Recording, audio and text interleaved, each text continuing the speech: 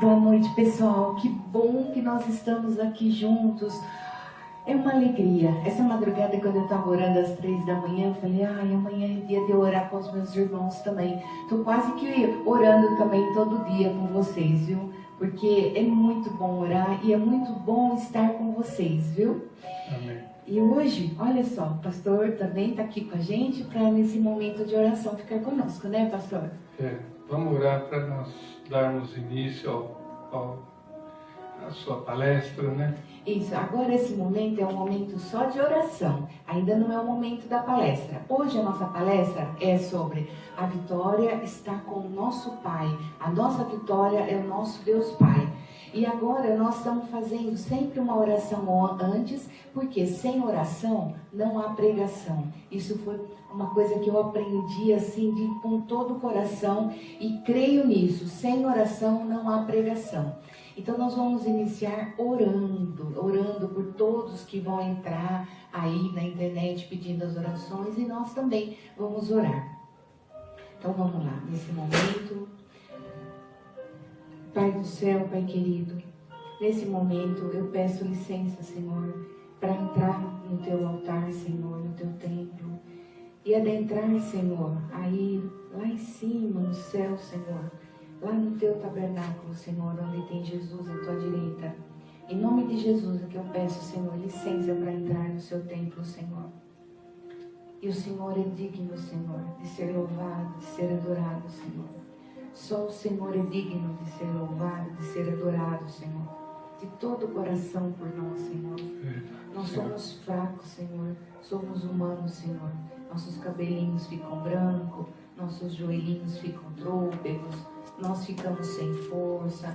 A gente vê agora a minha sogra, a dona Nenê, internada lá, como que ela está fraquinha, como a gente vê assim, que nós seres humanos, sem o Senhor Deus, não somos nada. Mas a fé que ela tem, a suporta, Senhor, agora nas aflições, nas tribulações.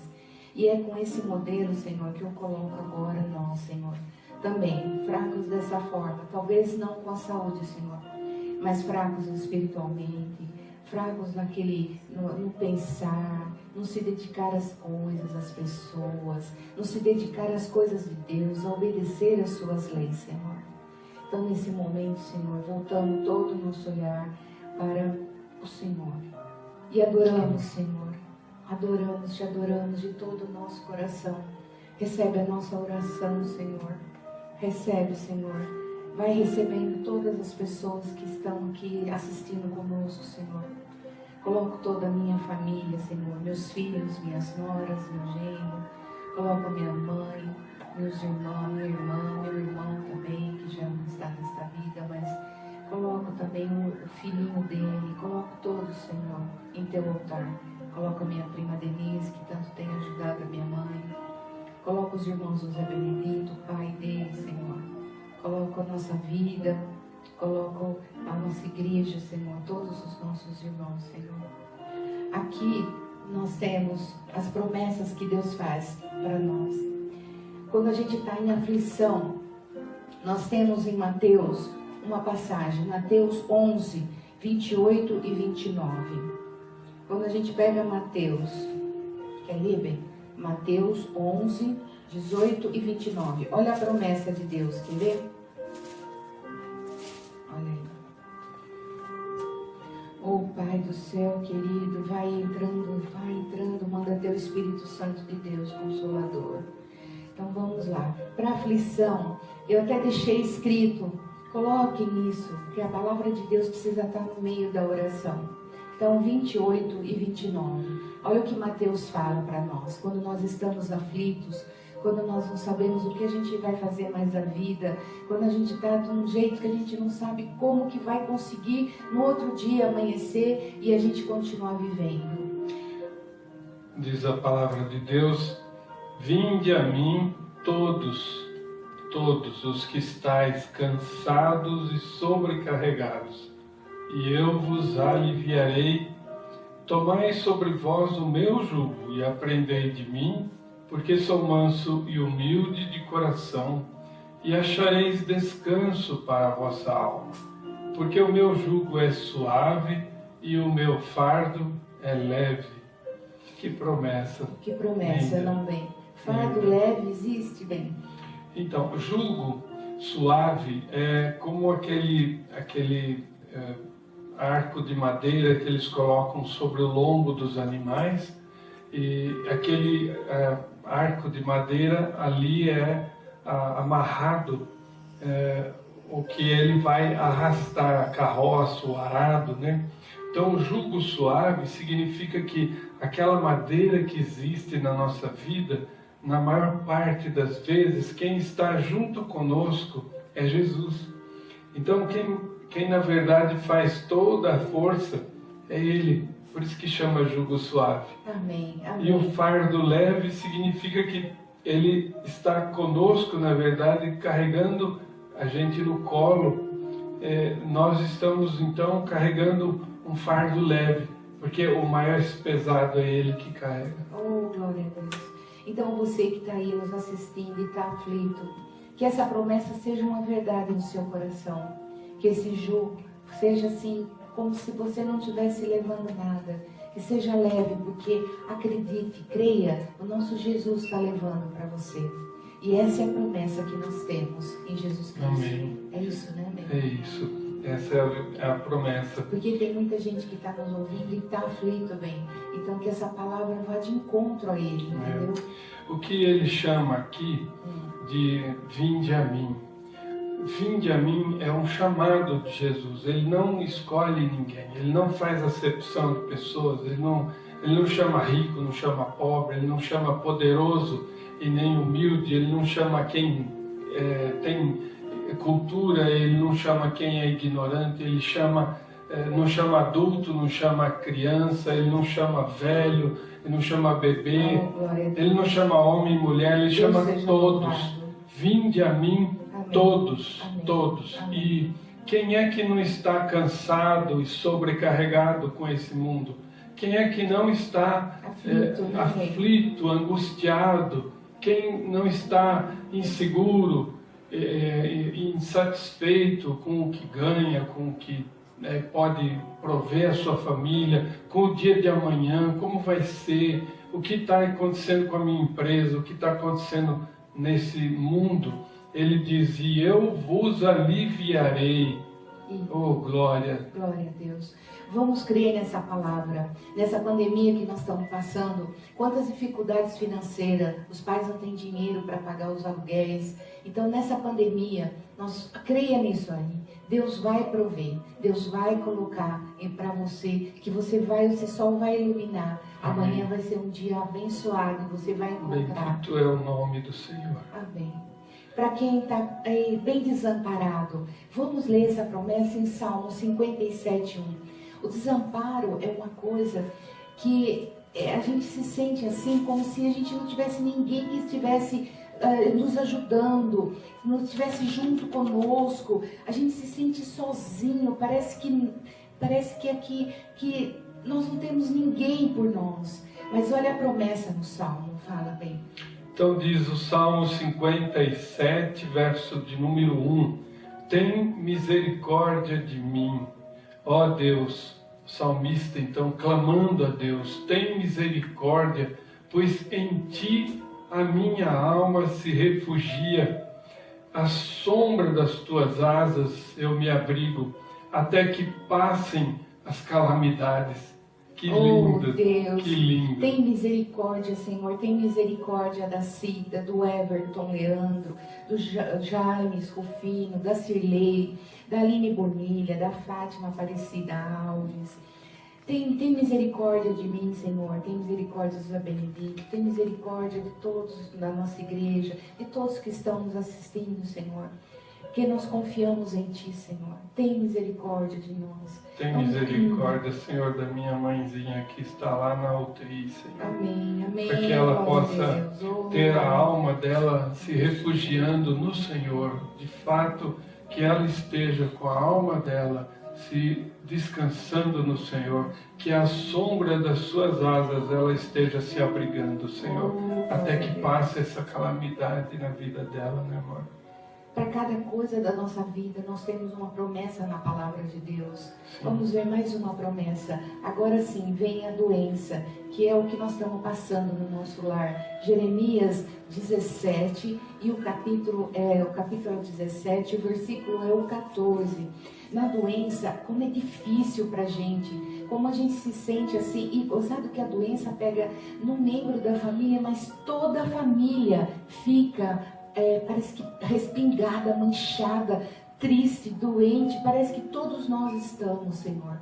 Tem misericórdia. É verdade, o corpo, como Paulo diz, né, nós somos parte do corpo, e quando uma única unha encrava no dedão do pé, toda a cabeça dói, todo o corpo sofre, padece. Então, quando um de nós está doente, toda a humanidade está doente. Diz a palavra de Deus em Jeremias 17, e o versículo número 14. Cura-me, Senhor, e serei curado. Salva-me e serei salvo, pois Tu és o meu louvor. Cura-me, Senhor, e serei curado. Salva-me e serei salvo, porque Tu és o meu louvor. Nossa, glória a Deus. Então, com essa promessa, Senhor, salva, Senhor, fica junto, Senhor. Protege, Senhor, a Valdete Martins Mazeiro, Senhor, a nossa irmã. Vai levando, Senhor, esperança para ela, Senhor. Vai tirando toda essa coisa que nós estávamos falando, do desamparo, Senhor, de estar sozinha, de estar precisando ter acolhida nos seus braços. Vai, Senhor, tem misericórdia, Senhor. Tem misericórdia da Rosana, Senhor. Com os seus pedidos, Senhor, nós colocamos no teu altar os pedidos da Valdete, os pedidos da Rosana, da Terezinha Carvalho, Senhor. Vamos colocando todas essas que estão, essas irmãs amadas que estão entrando conosco e orando. Amém. Nossa, Senhor, a gente crê, Senhor, que quando dois ou mais estão reunidos, Senhor, em teu nome, o Senhor está ouvindo, Senhor, porque o Senhor mesmo fez a promessa: buscai, orai, que eu vou ao encontro de vocês. E é nessa promessa que nós acreditamos, Senhor, e é por isso que nós estamos aqui, Senhor, orando, Senhor, nos humilhando, Senhor, para pedir, Senhor, esteja conosco, Senhor, nos consolando. Manda teu Espírito Santo, manda teu Espírito Santo, Senhor, manda teu Espírito Santo, Senhor. Vou orar de uma maneira diferente, mais coletiva. Cura-nos, Senhor, e seremos curados. Oh, glória a Deus. Salva-nos, Senhor, e seremos salvos, porque Tu és o nosso louvor.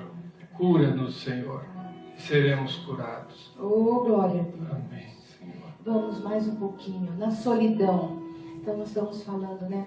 A gente vê, por exemplo, eu fico tão assim triste, porque quando chega na velhice, depois dos 80 anos, o que eu tenho vivido com a minha mãe é que ela quer ter a casinha dela, ela quer ter o cantinho dela, porque ela sempre foi independente, ela tem as coisas dela. E eu sei que isso é uma verdade não só da minha mãe, mas de muitos que estão nos assistindo.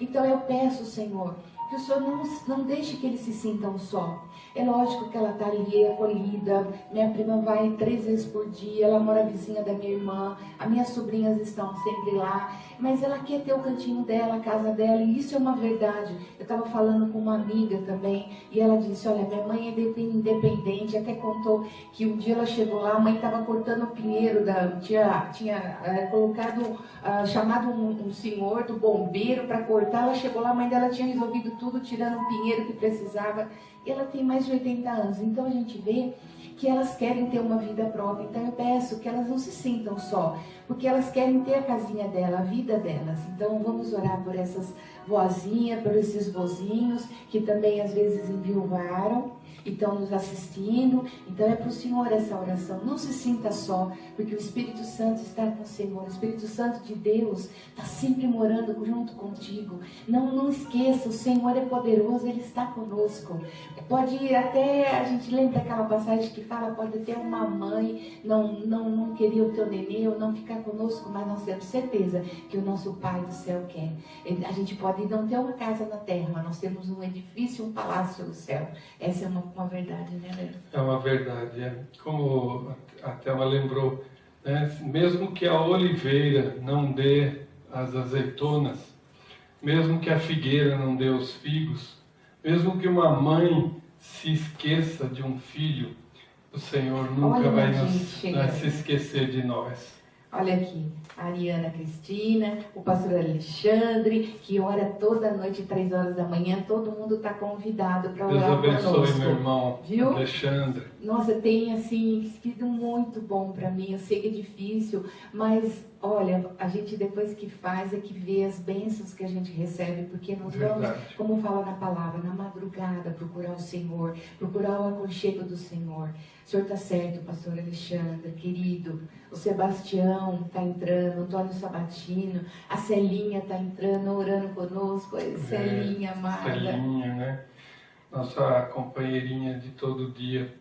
Então eu vou ler essa palavra para vocês, que nós nos sentimos muitas vezes, até no meio de pessoas, mas nós nos sentimos sós.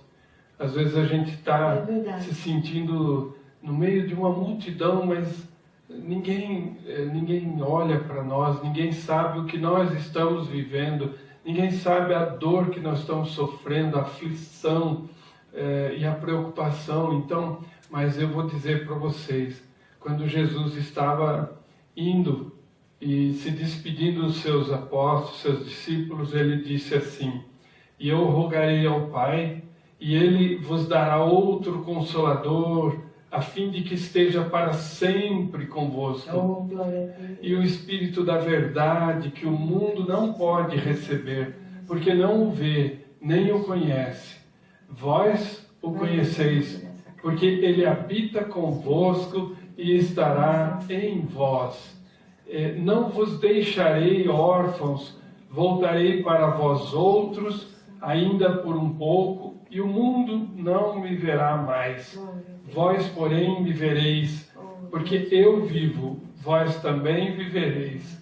Assim, com essa palavra, Jesus, quando ele ascendeu ao céu, quando ele recebeu do Pai dele o trono e sentou-se à direita de Deus para governar o universo, ele enviou o Espírito Santo. E ele não disse que ele ficaria um pouco conosco, ele ficará para sempre, mas não ficaria ao nosso lado só, ele ficaria em nós. Ele habitaria no nosso ser, ele estaria sempre conosco. Então, nós não podemos nos sentir sozinhos, solitários. Glória a Deus. Louvado seja Deus. Louvado seja Deus. Vamos ver agora, vamos orar para quem está preocupado e ansioso. Salmo 37:5. Salmo 37:5. Vamos colocar nossas preocupações no altar do Senhor. Vamos elevar Entrega Ele o teu caminho ao Senhor, confia nele e o mais Ele fará. Oh, esse é um versículo que todos nós deveríamos ter de cor, os nossos né? problemas, nossas preocupações, vamos trazendo no altar do Senhor. Então, o versículo do Salmo 37, versículo de número 5, entrega o teu caminho ao Senhor, confia nele e o mais Ele fará. Entrega o teu caminho, irmão, ao Senhor. Confia nele, e o mais Ele fará. É uma promessa, confia nele, e entrega seu caminho a Ele. É como uma escada, né, amor? Isso aqui é uma escadinha, uma lição que o salmista deixa para nós. Primeiro, você precisa entregar. É uma ação voluntária. Você tem que entregar. E depois, em segundo lugar, você entrega e também confia. Então, somando a entrega, que você precisa fazer completa, total e restrita. E depois você confia nele. E aí ele faz o resto. Aí descansa, né, bem? Aí descansa. Aí descansa no Senhor. Então, com essa promessa maravilhosa, vamos entregar nossa preocupação. Vamos confiar, confia nele. Vamos colocar no teu altar. O que nós vamos colocar da nossa preocupação? Falta de dinheiro, falta de relacionamento bom com o meu marido, falta de relacionamento bom com a minha esposa, ou com a minha filha, com meu filho, tribulação dentro do lar. Isso tem sido uma coisa muito séria. Vamos colocando as nossas preocupações. E por que não? A falta também da gente poder colocar o alimento na mesa dos nossos filhos, o pão, o leite. Vamos colocando nossas preocupações. Confia, entrega e tudo mais Ele fará. Amém. Amém. Amém. E Louvado aí, seja Deus. hoje, mais a morte de um ente querido, bem, vamos orar para quem perdeu uma pessoa querida, uma pessoa, porque não é fácil a separação. Nós cristãos, nós temos a esperança da ressurreição com o nosso Senhor Jesus Cristo. E a gente sabe que a vida gloriosa é muito melhor do que essa vida. É sobre isso que nós temos estudado em Romanos 8. Mas a separação é muito dolorosa. Então vamos orar para quem perdeu, quem está perdendo as pessoas com essa pandemia, ou perdeu uma mãe, um pai já velhinho, né? Um filho com um acidente traumático. Vocês que estão chegando aí, coloquem em oração. Vamos lá. Então, essa promessa para que aquelas pessoas que já perderam seus entes queridos, ou perderam há muito tempo, perderam recentemente. Quem perde um ente querido nunca esquece. Quem perde alguém que ama nunca vai esquecer. Então essa promessa é para pessoas que perderam os seus amados. E diz em João capítulo 5, os versículos de 25 a 28. Em verdade vos digo, que vem a hora, e já chegou, em que os mortos ouvirão a voz do Filho de Deus, e os que a ouvirem viverão. Porque assim como o Pai tem vida em si mesmo, também concedeu ao Filho ter vida em si mesmo. E lhe deu autoridade para julgar, porque é o Filho do homem. Não vos maravilheis disto, porque vem a hora em que todos os que se acham no túmulo ouvirão a sua voz e sairão. Oh, glória a Deus, que promessa que maravilhosa. lindo, né? Se nós tivermos essa promessa bem no nosso coração, quando um ente querido da gente morre, a gente vai ter saudade, vai ter aquela coisa da separação, a gente vai chorar bastante, tudo. Mas nós vamos ter um conforto no nosso coração e uma esperança. Qual vai ser a esperança? Que um dia os túmulos, todos que estão no túmulo, ouvirão a voz de Cristo e todos vão ressurgir. Todos vão ressurgir. Então, quando a gente perde alguém, nós sempre que vamos a um velório, a gente ouve dizer, né? Ah, perdi meu pai, perdi minha mãe, perdi minha esposa, perdi meu esposo. Na verdade, você não perdeu. Ele está em companhia de Deus. Porque a palavra perder dá então o sentido assim, que você não sabe onde está. Quando você perde alguma coisa, parece que você não sabe onde está. Isso. Agora, nesse sentido, você não perdeu, porque você sabe onde está. Você sabe onde está. A não ser que a pessoa tenha negado Jesus durante toda a vida dela. É isso que a gente tem que Aí estudar. a gente também sabe onde está. Mas não é num lugar gostoso, né? Não. Aí é um lugar difícil de se explicar. Né? E nós não vamos falar disso agora, né? Mas então, vamos orar. Vamos orar, vamos terminar agora esse momento de oração. Pai do céu, Pai querido, nesse momento entregamos todas essas pessoas que estão junto conosco, Senhor. Todos esses que estão juntos, Senhor, que estão assistindo, Senhor. Como colocando, Senhor, todos no Teu altar, com Teus pedidos, com as Tuas preocupações, com a Tua doença, Senhor. Com aquele sentimento de solidão, de desamparo, Senhor. Com aquela ansiedade, Senhor. Vamos entregando todos esses nossos irmãos no Teu altar, Senhor. Acolha, Senhor, esses pedidos, Senhor. Que o Espírito Santo os traduza, Senhor, com gemidos inexprimíveis e leve até o Teu altar, Senhor. Que o Senhor compreenda, Senhor, a necessidade de cada um aqui, Senhor. A necessidade da Célia, do Toninho Sabatino, do Sebastião, do pastor Alexandre, da Ariana Cristina, da Terezinha, da Valdete, da Rosana, da Cida, do Everton, do James, da Cirlei, da Aline Bonilha, da Fátima, de todos, Senhor. Nós vamos colocando todos, Senhor, em Teu altar. E colocando também, Senhor, agora o nosso encontro, Senhor, o nosso estudo, Senhor. Porque nós precisamos, Senhor, conhecer da Tua palavra para crescermos, Senhor, em espírito e verdade, assim como o seu Cristo fez, Senhor, e Ele mesmo nos ensinou, Senhor. Então, Senhor, nesse momento pedimos, Senhor, esteja conosco, Senhor, nesse estudo também. E isso que eu oro em nome de Jesus. Amém. Amém. Unge tua serva, Senhor. Usa esse instrumento que o Senhor colocou para esse serviço, para esse trabalho. Que ela honre e que as palavras que ela fale sejam palavras do Espírito Santo. Em nome de Jesus. Amém, Senhor. Oh, glória Deus a Deus. abençoe. Amém, amém. Muito bem, então vamos lá. Oh, glória a Deus.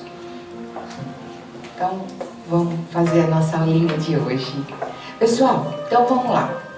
Então, lembrando, já começou o Instagram?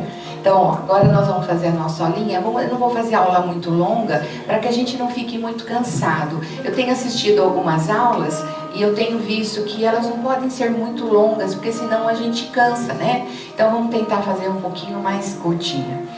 Então, lembrando vocês, aqui no cartãozinho, quando vocês passarem na rua Riachuelo 691, vê uma plaquinha verde assim, ó, é da nossa igreja, Igreja Batista Breve Virá. Não é nossa igreja, é a igreja do nosso Senhor Jesus Cristo, e que a gente está lá pregando e colocando a palavra como servo de Deus, com toda a humildade, fazendo um serviço que Deus nos colocou na nossa vida, colocou no nosso coração.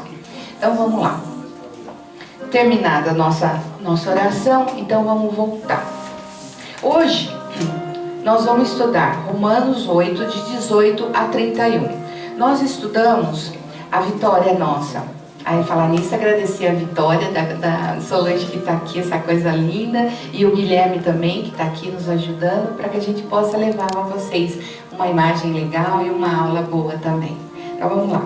Então, nós estamos estudando em Romanos 8. Romanos 8 tem 39 versículos. E a gente vem estudando. E dentro disso, nós estudamos que a nossa vitória está no nosso Senhor Jesus Cristo. Estudando que a nossa vitória está no Espírito Santo de Deus. E agora nós estamos partilhando no finalzinho, a terceira parte, que a nossa vitória está em Deus. Nós temos como guia, eu gosto de mostrar, Deus e Você, a aula do Arivaldo Dias Cassimiro, pastor da Igreja Presbiteriana de Pinheiros. E nós estamos fazendo o módulo 1 do discipulado. E terminando esse módulo 1, nós vamos para o módulo 2. Olha aqui, ó, módulo 2, tá? Então nós estamos terminando a última aula. Essa última aula aqui, ó, Você é vitorioso em Deus. Nós fizemos todo esse livrinho, ó que bonitinho. Seguimos todo o roteiro. Então vamos lá. Primeiro nós vamos começar lendo Romanos 8, de 18 a 31. Então, deixa eu colocar meu óculos, porque senão eu não enxergo, porque eu pus meu óculos. Nossa, perdi. Ah, achei. Pronto, achei, pessoal.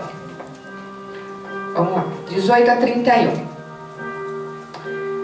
Todos aí? Vamos lá. Diz assim a palavra de Deus.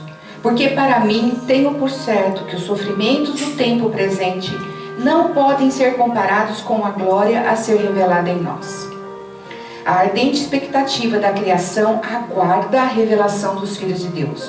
Pois a criação está sujeita à vaidade, não voluntariamente, mas por causa daquele que a sujeitou, na esperança de que a própria criação será redimida do cativeiro da corrupção para a liberdade da glória dos filhos de Deus. Porque sabemos que toda a criação, a um só tempo, geme e suporta angústias até agora.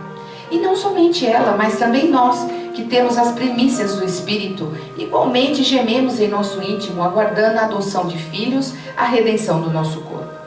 Porque na esperança fomos salvos. Ora, esperança que se vê não é esperança, pois o que alguém vê, como espera? Mas se esperamos o que não vemos, com paciência o aguardamos. Também o Espírito, semelhantemente, nos assiste em nossa fraqueza, porque não sabemos orar como convém. Mas o Espírito Santo intercede por nós sobremaneira com gemidos inexprimíveis. E aquele que sonda os corações sabe qual é a mente do Espírito, porque segundo a vontade de Deus é que ele intercede pelos santos. Sabemos que todas as coisas cooperam para o bem daqueles que amam a Deus, daqueles que são chamados segundo o seu propósito. Porquanto, aos que de antemão conheceu, também os predestinou para serem conformes à imagem de seu Filho, a fim de que ele seja o primogênito entre muitos irmãos. E aos que predestinou, a esses também chamou. E aos que chamou, a esses também justificou. E aos que justificou, a esses também glorificou. Que diremos, pois, à vista dessas coisas? Se Deus é por nós, quem será contra nós? Ô palavra amada! O Romanos 8, eu penso também, como quando o pastor Hernandes fala, eu falo, ele tem razão em tudo que ele fala, mas isso eu sinto muito no meu coração. Acho que é um dos capítulos mais belos de Paulo, né? Romanos 8. Então vamos lá. Então é nesse capítulo maravilhoso que nós estamos estudando. Então aqui eu coloquei a data, 17 de junho de 2020. Igreja Batista breve virá. A segurança da vitória está em Deus. Então ele pede o seguinte, ó. Nós lemos no versículo 18 que está dizendo, né, que esse sofrimento deste mundo não pode ser comparado às glórias que a gente vai ter. Então o que dá a impressão, quando eu estive estudando, que Paulo coloca, parece que duas balanças, muito mal feitas aqui, mas é para dar ideia para vocês. Numa balança ele coloca o sofrimento do tempo presente. E parece que ele coloca numa outra balança as glórias que está para ser revelada em nós. E quando ele coloca essa balança, ele diz o seguinte, que esse sofrimento, que é o que nós estávamos orando, as dores, a nossa fraqueza, a morte, a lágrima, tudo isso aqui nos leva para um túmulo gelado? Será? Será que o nosso fim é isso aqui? Nós vamos para um túmulo gelado? Não. O que ele diz é o seguinte, que tudo isso aqui, ó, é muito pouco, é muito pequeno, perto do quê? Das glórias que nós temos com a ressurreição, com a gloriosa ressurreição, com as glórias que nós vamos receber quando nós estivermos com Deus. Então hoje quando nós oramos nesse sentido, que todas as tribulações que a gente passa, todas as doenças, tudo que a gente passa, é difícil, mas não, vocês tenham a certeza que essa palavra de Deus coloca no nosso coração, que não é nem comparado com as belezas que nós vamos ter. Ontem o pastor Alexandre estava também orando, ele falava assim, as belezas que o nosso Deus traz ao nosso mundo. Quando a gente ora com um outro amigo, um irmão, a gente deve acolher a palavra e também saborear e levar para o seu coração. E vai distribuindo. O pastor Alexandre passa para mim, eu passo para vocês, vocês me ouvem e passam para outros. É assim que Deus quer. É assim que Ele quer que a gente trabalhe. Quer que a gente trabalhe sem parar. Então, num prato, Paulo coloca os sofrimentos presentes deste tempo. No outro, ele coloca a glória que está para ser revelada em nós. Os sofrimentos do tempo presente não são dignos de ser comparados com a glória que está para ser revelada em nós. Aqui neste mundo vivemos, ainda que haja dor, lágrima, fraqueza e morte.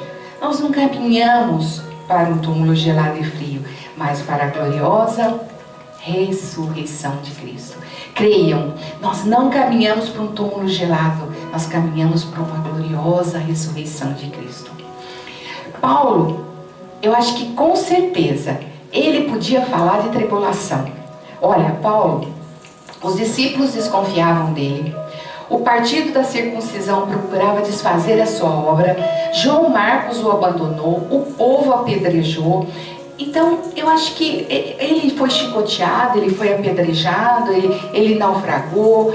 Ele passou de tudo, ele passou humilhação, os próprios discípulos desconfiavam dele, que ele era mesmo um apóstolo de Cristo, né? Então ele sofreu muito.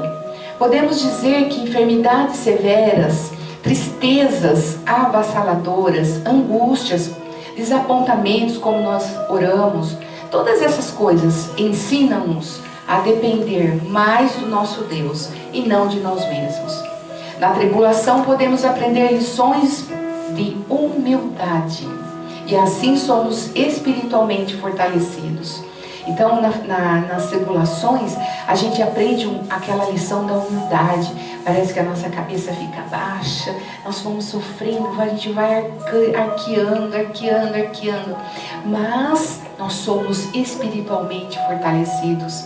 Às vezes a pessoa pode ver a gente cabisbaixo, mas o nosso espírito está fortalecido. O tempo de sofrimento, qual é temporal, está associado a este mundo. Então, o sofrimento, vocês podem ver que ele é temporal. Temporal por quê? Porque a gente está nesse mundo. Agora, olha a outra frase. Isso faz contraste com a glória, que é celestial e pertence à eternidade. Então, eu quero que vocês fiquem com esse contraponto na cabecinha de vocês, como ficou no meu coração. Que o sofrimento é terreno e ele é temporal, mas a glória, ela é majestosa e ela é celestial e ela é eterna. Só aí a gente vê que não é digno da gente comparar, como Paulo coloca. Em 2 Coríntios 14, 17, só para ilustrar um pouquinho mais, diz assim, no versículo 17: diante do fulgor da glória que nos espera, os sofrimentos do presente são leves e momentâneos. Então, nós estamos conversando sobre essa balança. Eu quero que fique no coração de vocês essa diferença da balança do sofrimento e da glória eterna. E que o sofrimento é temporal. É isso que eu quero que vocês guardem no coração de vocês. Agora, vamos lá. Aqui, só para recordar, eu escrevi: morte é um destino desconhecido. Ressurreição é um destino das bem-aventuranças, eternamente. É recebermos um corpo incorruptível, imortal, poderoso, glorioso, semelhante ao corpo da glória de Cristo. Porque esse corpo aqui temporal, ele fica com o cabelinho branco, com o joelhinho todo trôpego, a gente fica mancando, a gente chega na velhice, a gente... eu já estou assim, eu não consigo subir direito as escadas, a gente tem que fazer muito de exercício, porque senão a gente trava, não anda mais. Então você vê como esse corpo parece que ele vai se decompondo, né? Então isso é temporal. Agora, nós vamos receber um corpo imortal, incorruptível, poderoso, glorioso, semelhante à glória de Cristo. E é isso que eu quero que vocês creiam, poderosamente nisso. A segunda pergunta, no versículo 19, como a gente leu que a criação aguarda com expectativa também a vinda do nosso Senhor. Porque nesse versículo Paulo diz que a criação aguarda com expectativa também, como nós, a vinda de Cristo?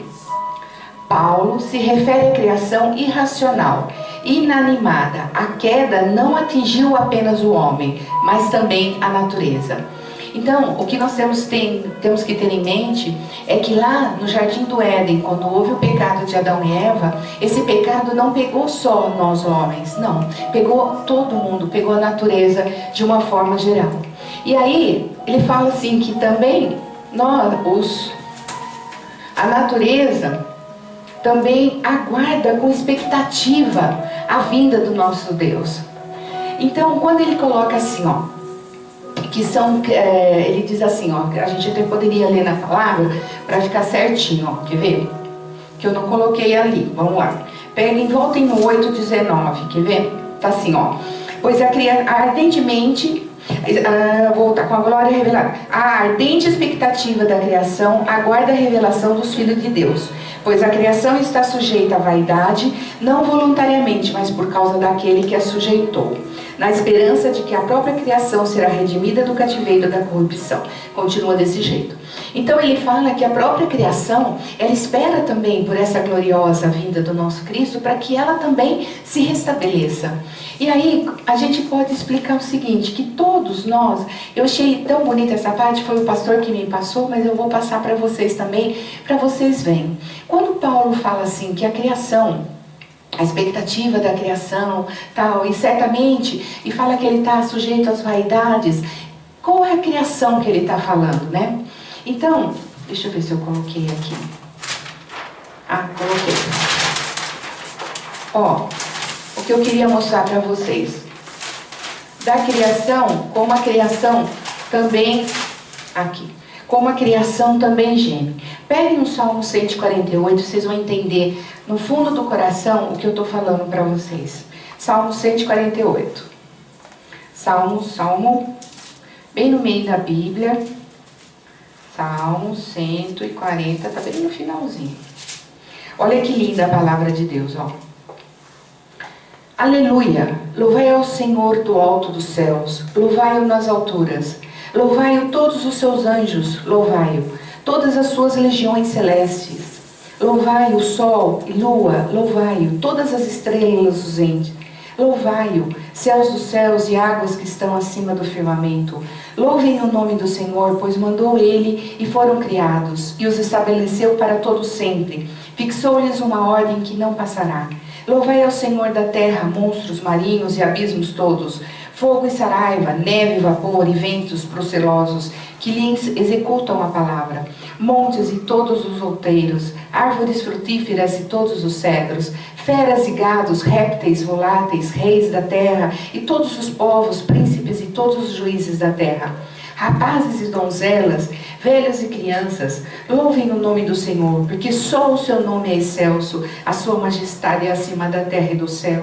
Ele exalta o poder do seu povo, o louvor de todos os seus santos, os filhos de Israel, povo que lhe é chegado. Aleluia. Oh, glória a Deus, que coro de aleluia maravilhoso.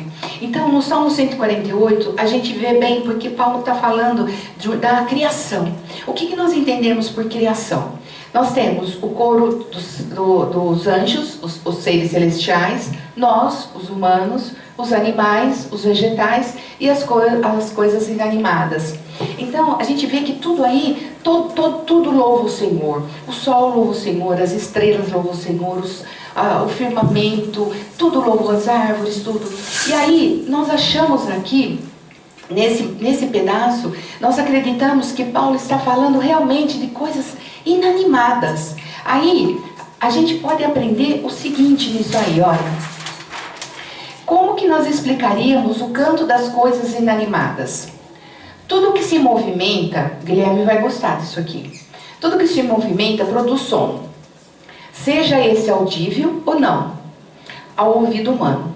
Tudo que se movimenta, ele produz um som, mesmo que a gente consiga ouvir ou não. Na década de 70, a mecânica quântica vem estabelecendo seus quarks. Quarks são partículas fundamentais que formam os prótons e os nêutrons.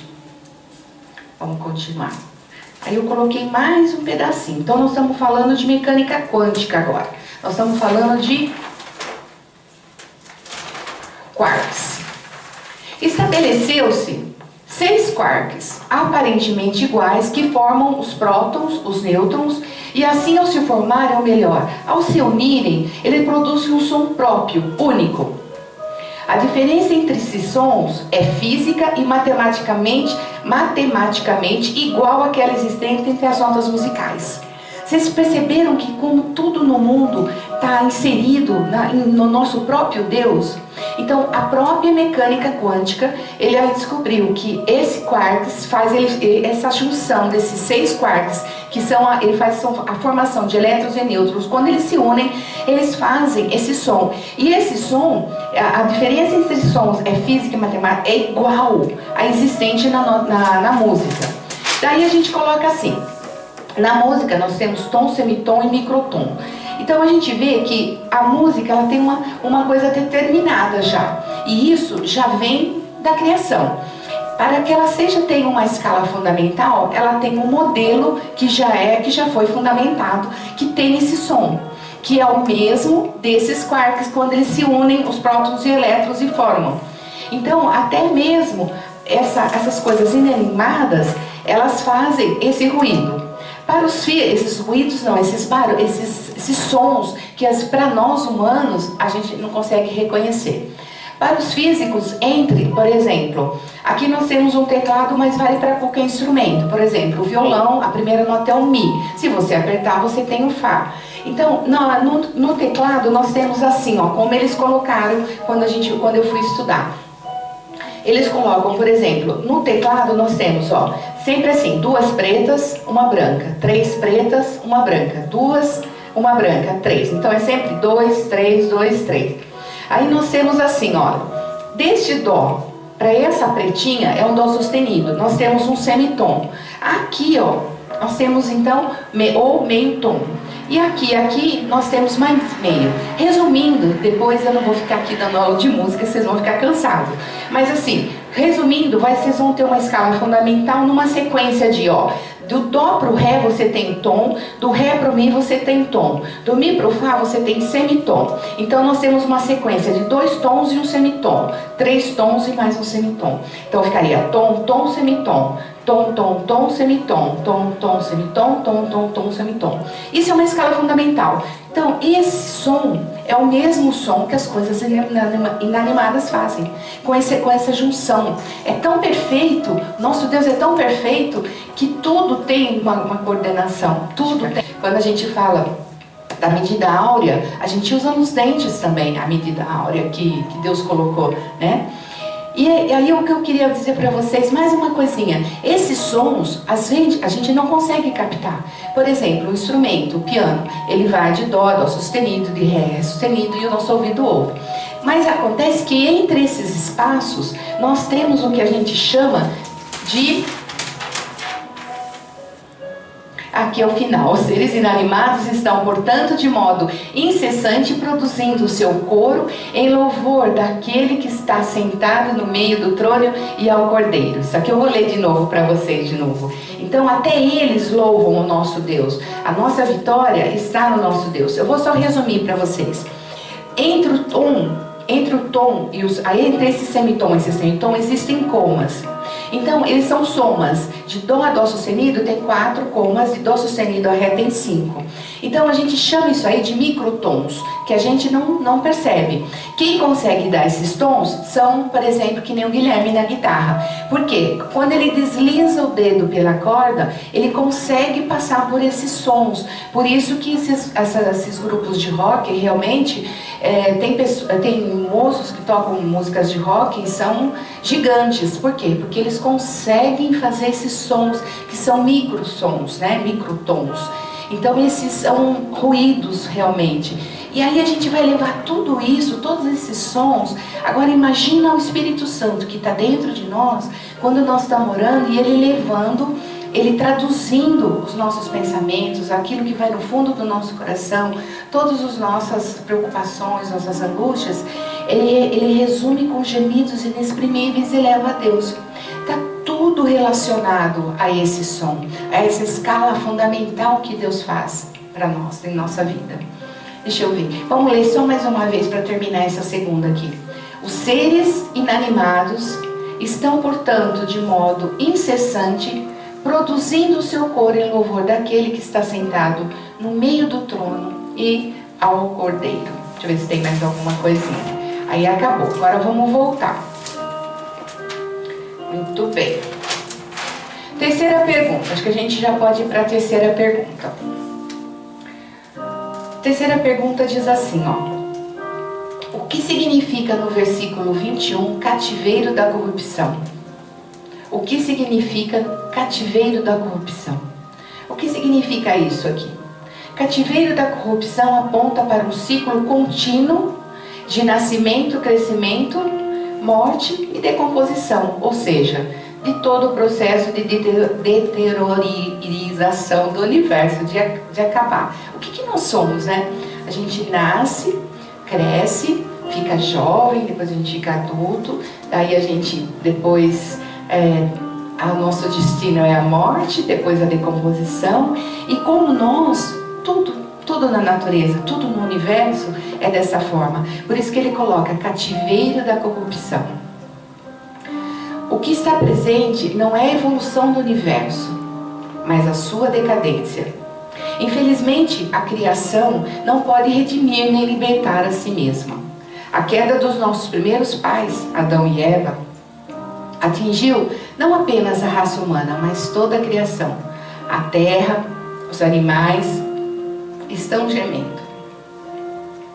Somos seres caídos, vivendo numa natureza caída, porque a gente pode se deteriorar, a gente acaba. Não apenas a natureza está enferma, Mas o homem, com sua ganância e avareza, tem destruído ainda mais o nosso habitat. Nossos rios estão transformando-se em esgotos a céu aberto. Nosso ar está sendo poluído por toneladas de dióxido de carbono a cada minuto. Nossos campos estão tornando-se desertos por causa do desmatamento. E as nossas fontes estão morrendo. Os efeitos da queda da natureza são um castigo divino ao pecado dos nossos primeiros pais. Por isso, só Deus, Pai, o Criador, pode redimir a criação do cativeiro da corrupção. Muito triste, né? Mas é uma verdade. A gente vê, não precisava, né? Nem eu aqui explicando para vocês, porque vocês sabem que tudo se decompõe, né? Tudo vai para a terra, tudo se decompõe. Vocês já viram quando você enterra uma pessoa, o que sobra dela? Nada, né? A gente se decompõe.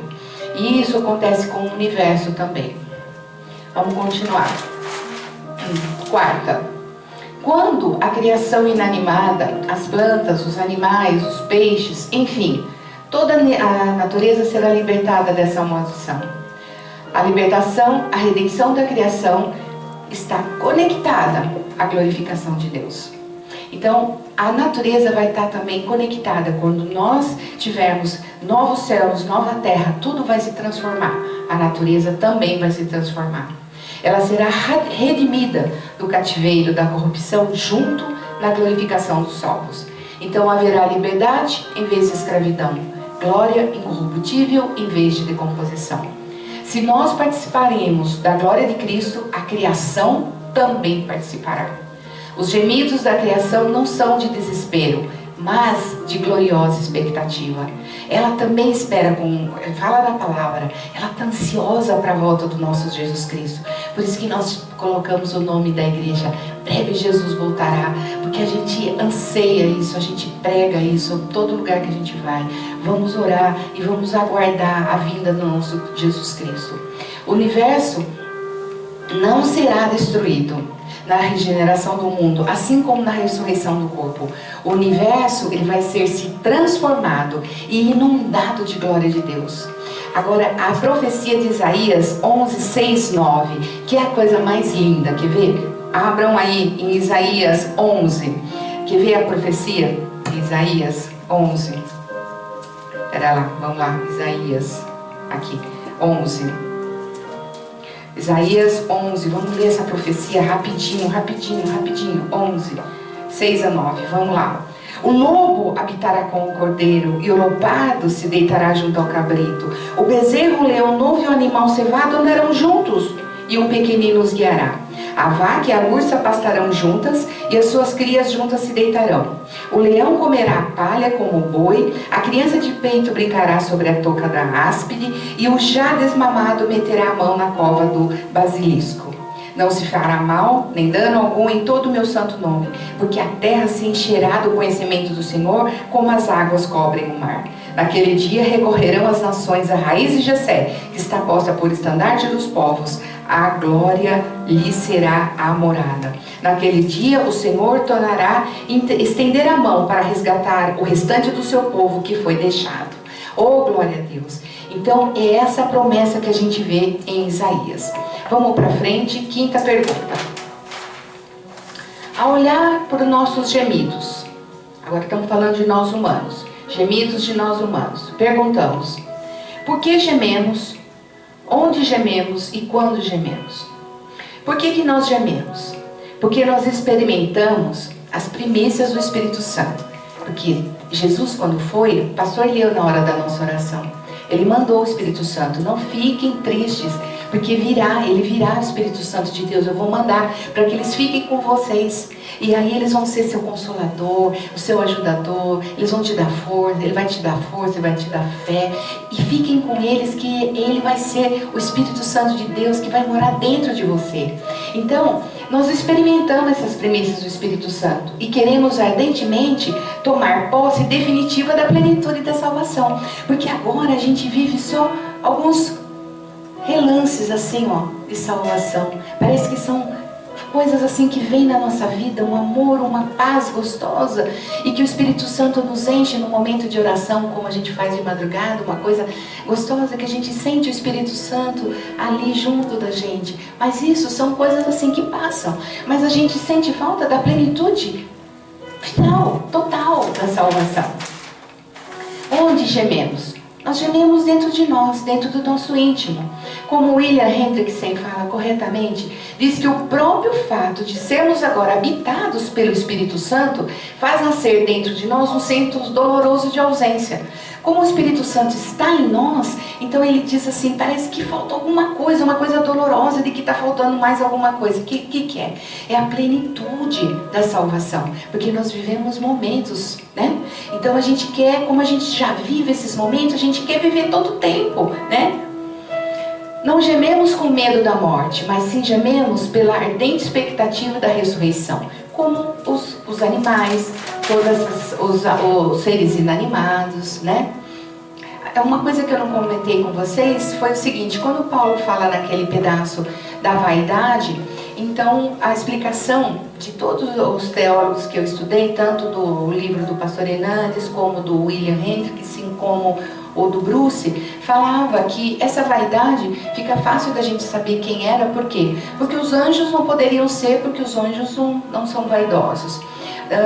Aí diz assim que o homem não poderia, os demônios não poderiam ser, porque os demônios não são filhos de Deus e também eles não estão preocupados com isso. E também o homem também não poderia ser, então a única coisa seria realmente as coisas inanimadas, como nós explicamos lá, tá? E quando que nós gememos? Quando desejamos ardentemente que Deus complete nossa adoção de filhos e a redenção final. Então a gente deseja ardentemente que isso se complete em nossa vida, a nossa adoção de filhos. Em 8:11 nós lembramos, fomos redimidos, mas nossos corpos não foram. Nós fomos redimidos, Deus nos deu o Espírito Santo de Deus, mas nosso corpo continuou ainda mortal. Nosso espírito está vivo e aguardamos um corpo semelhante ao corpo da glória de Cristo. Então nós estamos vivos com o Espírito Santo, mas nós aguardamos um corpo da glória de Cristo. Em 8:15 diz que nós somos adotados por filho. Em 8:16 o Espírito Santo nos assegura essa filiação. Em 8:19 a criação aguarda a glória final, que nem nós já estudamos. E no 8:29 seremos conformados à imagem de Jesus. Sexta pergunta. Você sente também que seu espírito geme e anseia pela volta de Cristo e pela redenção do nosso corpo? Eu respondi sim, sim, sim. A gente sente isso, que o nosso espírito geme pela redenção e pela volta do nosso Senhor Jesus Cristo. Por quê? Porque somos filhos de Deus. Fomos salvos da condenação do pecado. Somos livres do poder do pecado. Só que nós não somos livres da presença do pecado. Então nós somos livres do pecado, livres da escravidão do pecado, do poder do pecado, mas nós não somos livres da presença do pecado. O pecado ainda está aqui. Então, por isso que a gente também anseia que Cristo volte logo, porque nós queremos essa adoção, mas nós queremos essa adoção completa. Continuando essa ideia, temos a garantia da salvação. Nós temos, porque o Jesus Cristo falou e o Espírito Santo também testificou. Mas a gente não tem a sua posse definitiva. O Espírito Santo agora é nosso selo e garantia de que receberemos, tá? O verbo está no futuro. A posse final e definitiva, mas ainda aguardamos pacientemente o que não vemos. Então a gente também anseia por isso. Todos nós humanos, a gente sabe, porque nós temos o selo do Espírito Santo, nós temos a garantia que nós receberemos, mas esse receberemos está no futuro, né? Então a gente tem que aguardar, e a gente quer essa posse definitiva, mas nós temos que aguardar pacientemente. Sétima, qual a nossa fraqueza e a fraqueza que nós temos como crente? Nós somos crente, vamos partir desse princípio. Qual é a nossa fraqueza? Nós já sabemos, né, que a gente tem toda essa promessa, mas o pecado está presente em nós. Paulo afirma que nós somos fracos.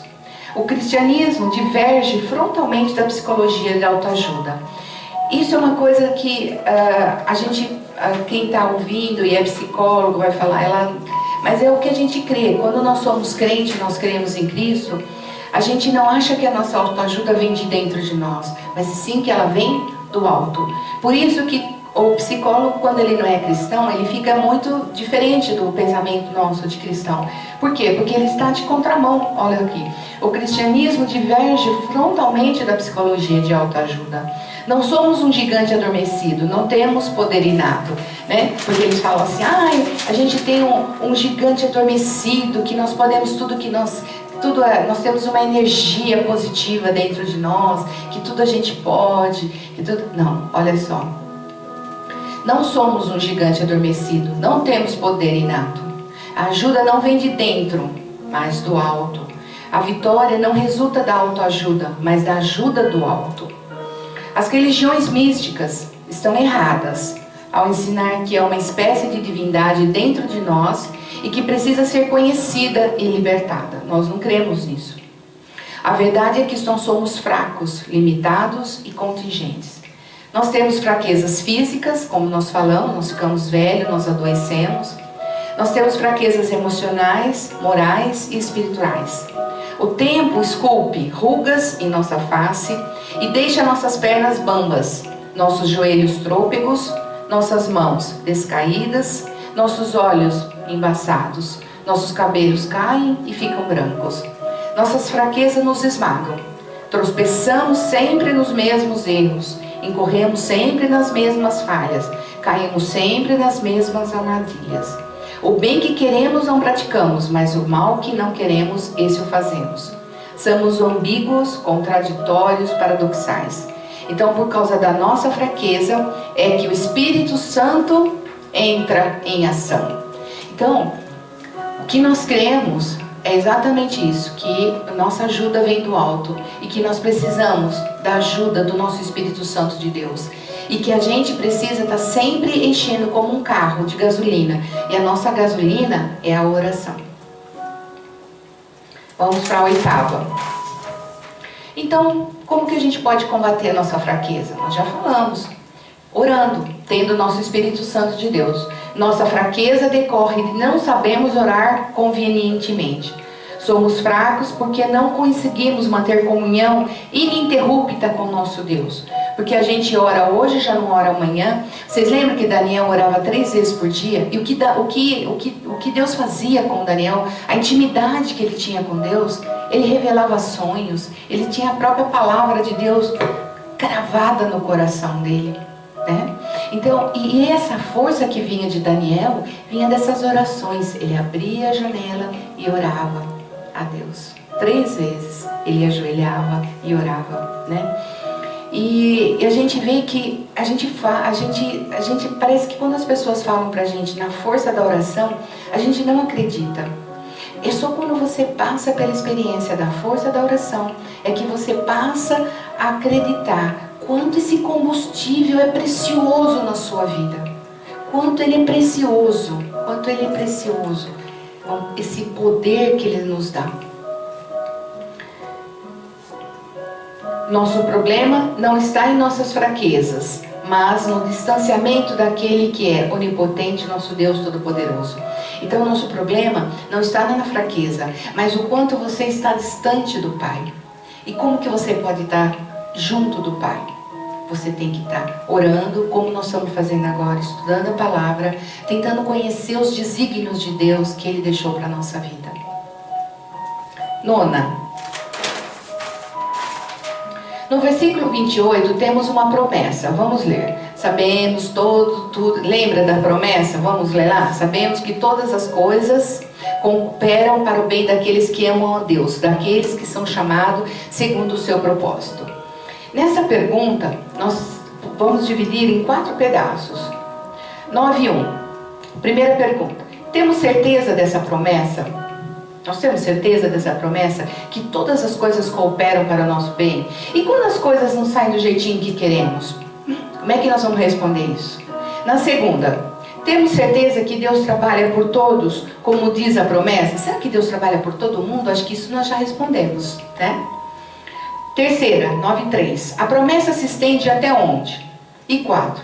Qual o propósito da promessa? Então vamos lá, vamos conversar um pouquinho sobre esses 4 pontos nisso aí. Sabemos que todas as coisas cooperam para o bem daqueles que amam a Deus, daqueles que são chamados segundo o seu propósito.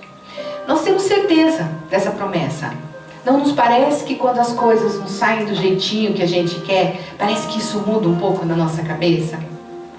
Sabemos como cristãos que a história não está à deriva, ela não está solta, mas ela está na mão de Deus. A história, nós crentes acreditamos que a nossa história não está à deriva, está na mão de Deus. Deus tece todas as circunstâncias da nossa vida, objetivando o nosso bem. Deus trabalha para nós em todas as circunstâncias da vida. A vida é feita de alegrias, de lágrimas, de prosperidade, de perdas. Todas essas coisas cooperam para o nosso bem.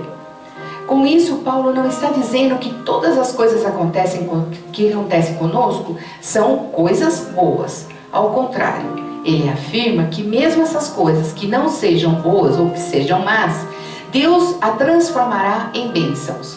Em Gênesis 50, 20, nós temos aquela passagem de José lá no Egito, que diz: vós, na verdade, intentastes o mal contra mim. Deus, porém, o intentou para o bem, para fazer o que se vê nesse dia. Isto é, conservar muita gente com vida. Então, José estava falando. Lembra da história de José? Como José foi vendido e chegou no Egito, ficou preso e tal. E aí depois os irmãos vão e não sabem que é José. E aí ele fala para os irmãos: vocês tentaram o mal, mas Deus transformou isso em bênção. Paulo não está dizendo que essas coisas se encaixam por si mesmas, como se a vida fosse um grande jogo de quebra-cabeça e as peças fossem sendo encaixadas por nossa iniciativa ou por coincidência. Não. O nosso Deus escreve o poema da nossa vida, capítulo por capítulo, esculpindo em nós o caráter de Cristo. E temos também uma certeza ainda maior. Aí 2 Coríntios 5:1. Porque sabemos que, se a nossa casa terrestre desse tabernáculo se desfizer, temos de Deus um edifício, uma casa, não feita por mãos humanas, mas eterna nos céus. Então é essa a nossa confiança, é isso que nós temos que crer. Na segunda fala assim: temos certeza que Deus trabalha por todos, como diz a promessa? A gente já estudou isso na outra aula e nós já vimos que Paulo não quer dizer que trabalha por todos, mas trabalha por todas as pessoas, mas apenas para o bem daquelas que o amam e o obedecem. Aquelas que semeiam vento, colhem tempestade. As que semeiam na carne, da carne colhem corrupção. Se amamos a Deus, contudo, sabemos que Ele toma nosso destino em suas mãos e trabalha para o nosso bem. Então, Ele trabalha para todo mundo? Não é.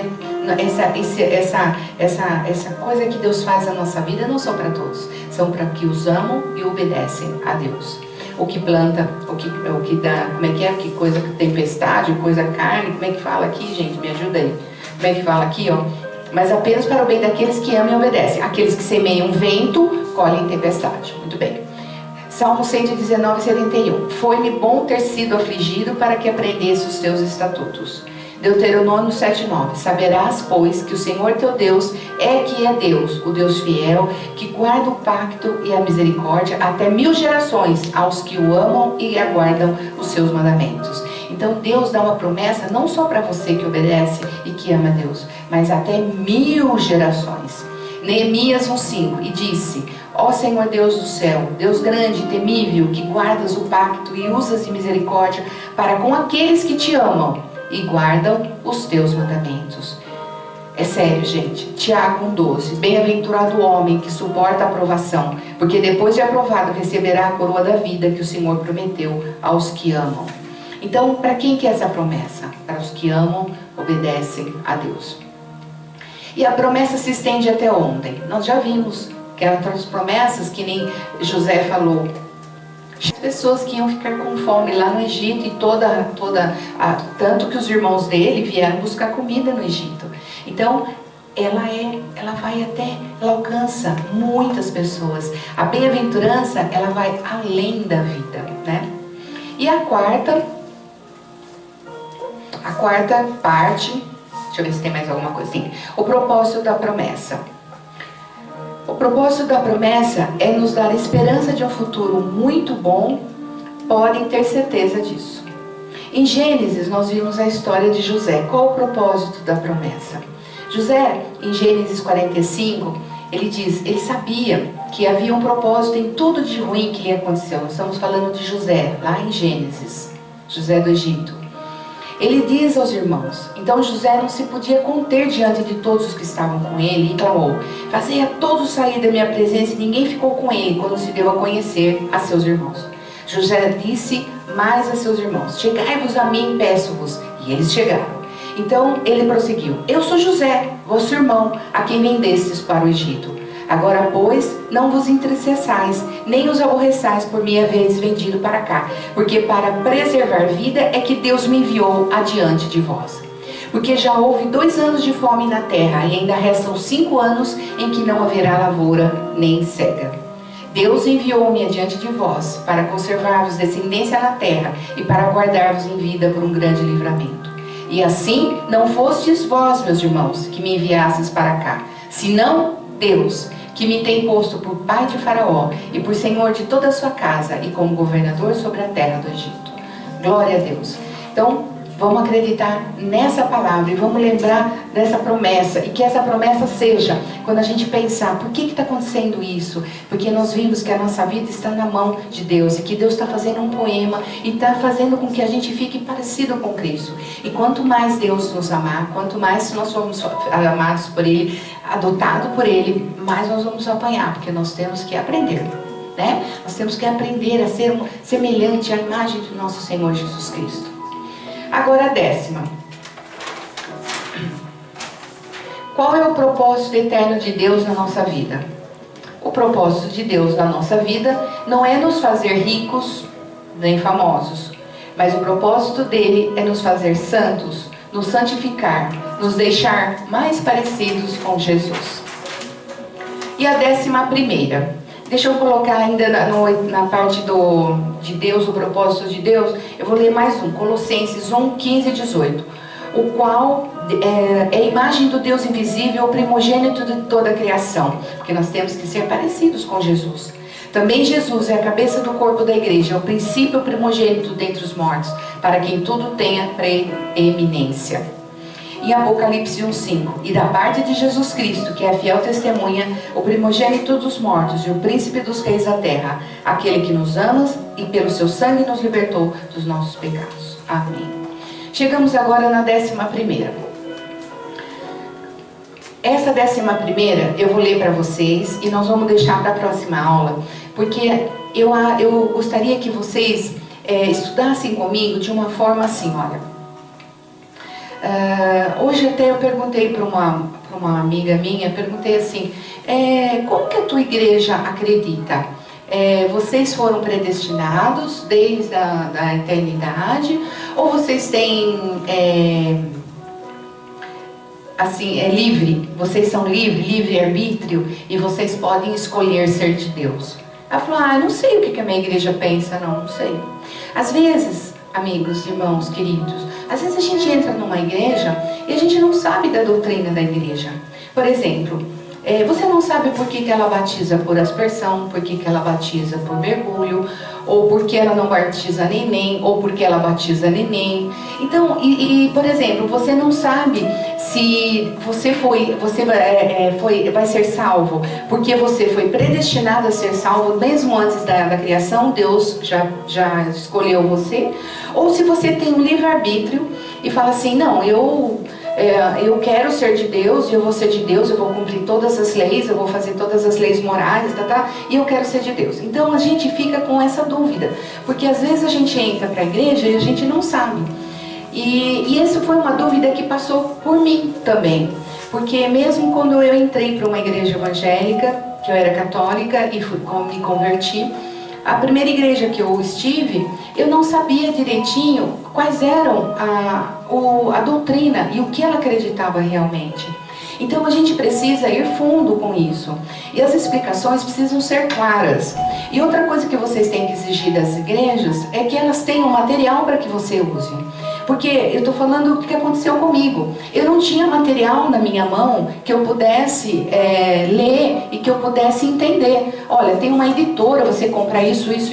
Não tinha. E aí, eu fui conhecendo isso com uma outra igreja que tinha realmente uma facilidade muito grande da gente conseguir.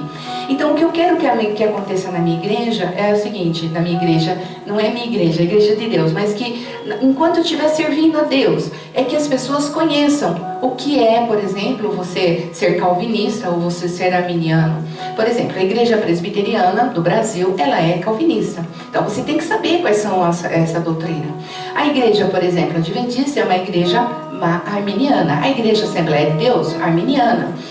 Os católicos são arminianos. A grande maioria é arminiano. Mas vocês precisam saber essa diferença. Mas por que esse pensa desse jeito e esse pensa desse jeito? Mas em tudo isso que eu estou falando, não são pontos de salvação. Até Augusto Nicodemos, ele brinca, que é um teólogo muito bom da igreja presbiteriana do Brasil, e ele diz assim, né, ele fala que vai ser muito engraçado, porque a gente vai estar subindo, transformados em glória, se Deus quiser, e aí um vai estar falando para o outro, não falei para você que era assim, não falei para você que era desse jeito. Por quê? Porque não são pontos de salvação. Mas mesmo assim, eu acho importante que vocês saibam as diferenças do que é ser calvinista, do que é ser arminiano, e vocês façam como os berianos. Deixa eu ver o que está na palavra, ou deixa eu ver o que o Espírito Santo está falando no meu coração.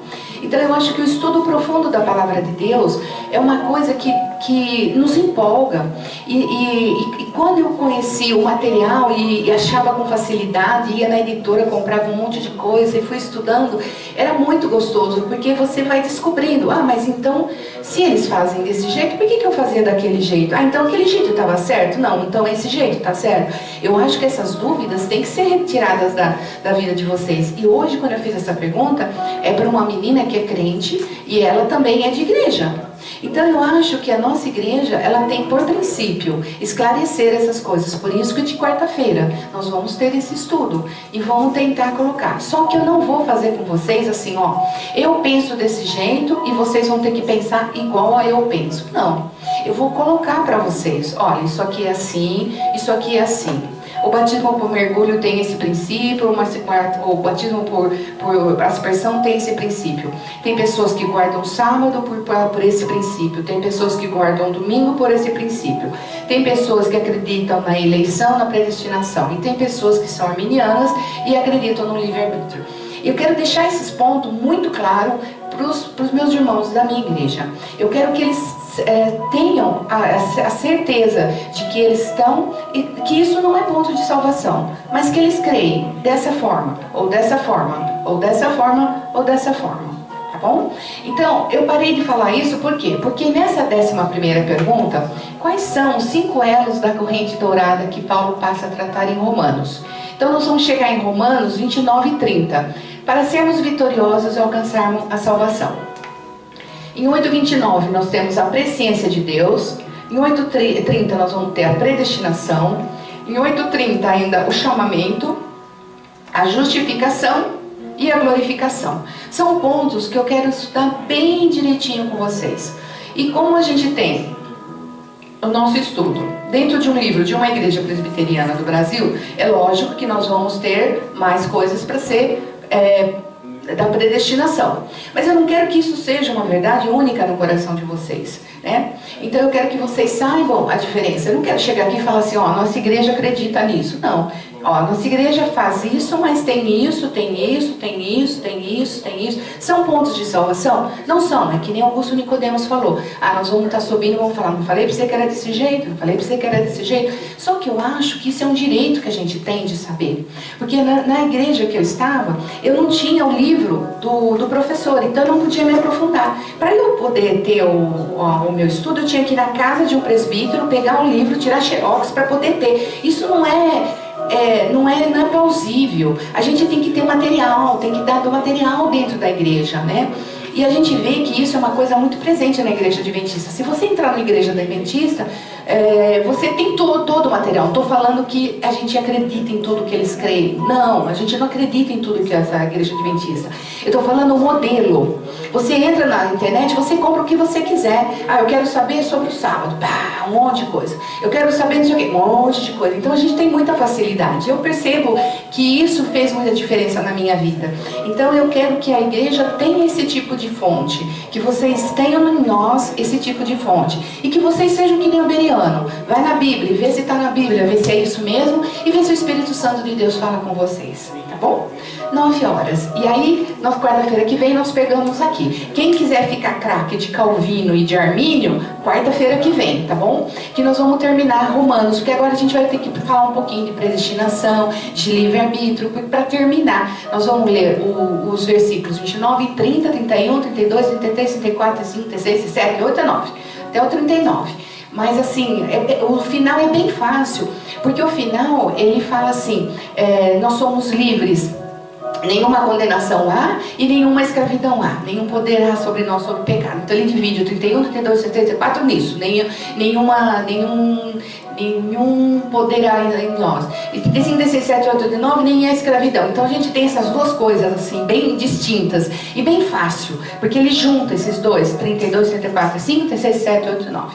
Então vai ser mais rápido, a gente vai ficar mesmo um pouquinho mais com o estudo dos calvinistas e dos arminianos, e depois eu conto para vocês qual é naquilo que mais eu acredito, tá bom? Mas isso é particular meu, não precisa ser de vocês não. Eu guardo sábado, vocês guardam domingo, não vai ser ponto de salvação. Só que são coisas que passam no coração e que eu quero deixar para vocês. Por que eu guardo sábado?